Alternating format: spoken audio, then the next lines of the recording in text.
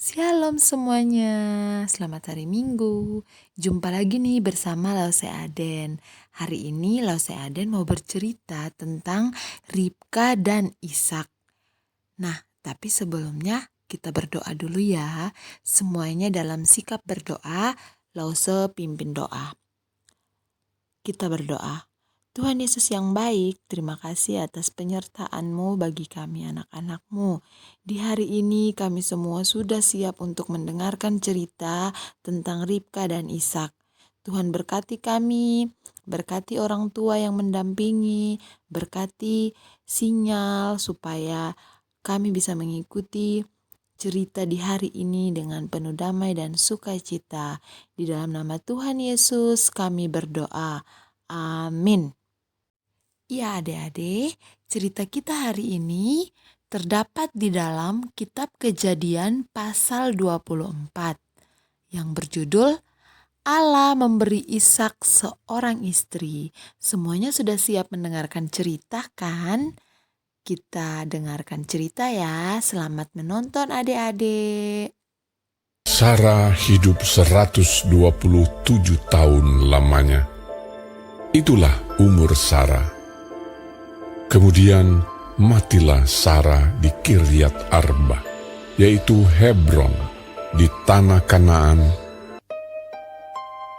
Adapun Abraham telah tua dan lanjut umurnya, serta diberkati Tuhan dalam segala hal. Berkatalah Abraham kepada hambanya yang paling tua dalam rumahnya, Aku mengambil sumpahmu demi Tuhan untuk mengambil seorang istri bagi Ishak anakku. Harus pergi ke negeriku dan kepada sanak saudaraku, bahwa engkau tidak akan mengambil perempuan Kanaan. Kemudian hamba itu mengambil 10 ekor dari unta tuannya dan pergi dengan membawa berbagai-bagai barang berharga kepunyaan tuannya. Demikianlah ia berangkat menuju Aram, Mesopotamia, ke kota Nahor. Di sana disuruhnyalah unta itu berhenti di luar kota dekat suatu sumur, lalu berkatalah ia, Tuhan, buatlah kiranya tercapai tujuanku pada hari ini. Tunjukkanlah kasih setiamu kepada Tuanku Abraham. Maka datanglah Ribka. Anak gadis itu sangat cantik parasnya. Ia turun ke mata air itu dan mengisi buyungnya. Kemudian berlarilah hamba itu mendapatkannya serta berkata, Tolong beri aku minum air sedikit dari buyungmu itu. Maka segeralah diturunkannya buyungnya itu ke tangannya, serta diberinya dia minum. Minumlah, Tuan. Kemudian segeralah dituangnya air yang di buyungnya itu ke dalam palungan. Untuk unta-untamu juga kutimba air. Anak siapakah engkau? Ayahku Betuel, anak Milka, yang melahirkannya bagi Nahor. Baiklah, katakan kepadaku, adakah di rumah ayahmu tempat bermalam bagi kami? Ribka mempunyai saudara laki-laki, namanya Laban. Laban berlari keluar mendapatkan orang itu. Marilah engkau yang diberkati Tuhan, mengapa engkau berdiri di luar? Padahal telah kusediakan rumah bagimu dan juga tempat untuk unta-untamu. Masuklah orang itu ke dalam rumah, lalu berkatalah ia, Aku ini hamba Abraham. Tuhan sangat memberkati tuanku itu, sehingga ia telah menjadi kaya. Tuanku itu telah mengambil sumpahku. Engkau tidak akan mengambil untuk anakku seorang istri dari antara perempuan Kanaan. Tetapi engkau harus pergi ke rumah ayahku dan kepada kaumku untuk mengambil seorang istri bagi anakku. Lalu Laban dan Betuel menjawab, Semuanya ini datangnya dari Tuhan. Lihat, Ribka ada di depanmu.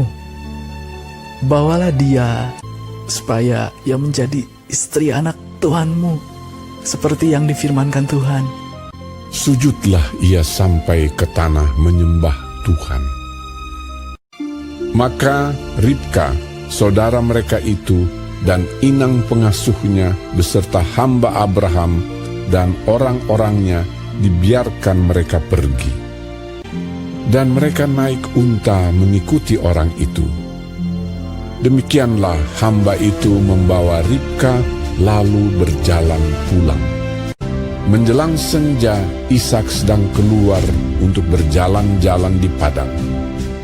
Ia melayangkan pandangnya, maka dilihatnyalah ada unta-unta datang. Lalu Ishak membawa Ribka dan mengambil dia menjadi istrinya. Ishak mencintainya dan demikian ia dihiburkan setelah ibunya. Akhirnya Ribka dan Ishak pun menikah. Mereka menjadi orang-orang yang percaya dan mengasihi Allah. Demikian ceritanya adik-adik. Tiba saatnya kita akan menghafal ayat hafalan. Ayat hafalan kita hari ini terdapat dalam kitab Lukas pasal 1 ayat 37. Sama-sama ya, ikutin Lause. Lukas pasal 1 ayat 37.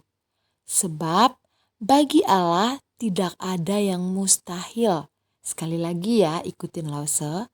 Lukas 1 ayat 37. Sebab bagi Allah tidak ada yang mustahil. Oke adik-adik, sampai di sini ya cerita kita tentang Ribka dan Ishak. Terima kasih karena adik-adik sudah mau mendengarkan cerita dari Lause Aden. Semoga cerita hari ini bisa menjadi berkat untuk kita semua.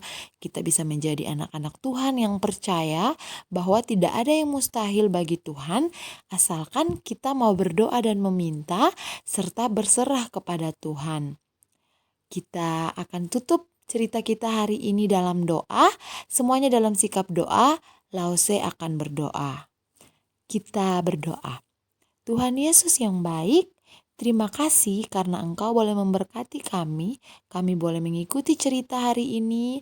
Biarlah Tuhan berkati supaya kami menjadi anak-anak yang taat dan setia kepada Tuhan. Dan selalu percaya bahwa di dalam Tuhan tidak akan ada yang mustahil. Inilah doa kami. Dalam nama Tuhan Yesus kami berdoa. Amin. Cerita kita selesai. Terima kasih adik-adik. Sampai jumpa di pertemuan-pertemuan berikutnya. Selamat hari Minggu. Tuhan Yesus memberkati.